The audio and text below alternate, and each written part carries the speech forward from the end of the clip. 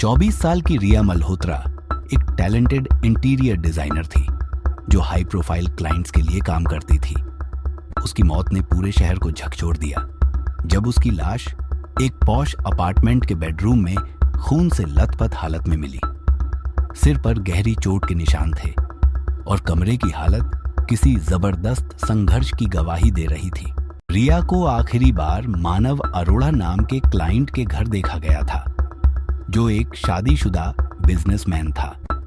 पहली नजर में यह मामला एक निजी और अफेयर में उलझी हत्या जैसा लग रहा था, लेकिन जैसे जैसे पुलिस की तहकीकात बढ़ी, कहानी और भी पेचीदा होती चली गई।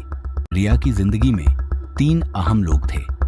पहला उसका क्लाइंट मानव अरोड़ा, जिसके साथ उसका एक छुपा हुआ अफेयर चल रहा था। दूसरा उसका एक्स बॉयफ्रेंड कबीर जोशी, जो बेहद पॉजेसिव और इमोशनल था। तीसरा मानव की पत्नी निशा बेदी, जिसे अपने पति और रिया के बीच कुछ गलत होने का शक हो गया था। जांच में पुलिस को रिया के मोबाइल से कुछ चौंकाने वाली चैट्स मिली। मानव रिया से बार बार रिश्ता खत्म करने की मिन्नतें कर रहा था, क्योंकि रिया उसकी पत्नी को सब कुछ बताने की धमकी दे रही थी। वहीं कबीर के मैसेजेस में जलन और गुस्से की झलक साफ थी।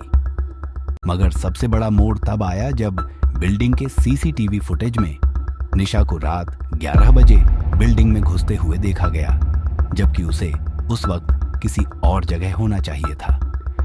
रिया के घर से एक डायरी भी बरामद हुई, जिसमें उसने मानव के साथ अपने अफेयर और उसकी कुछ पर्सनल बातें लिखी थी।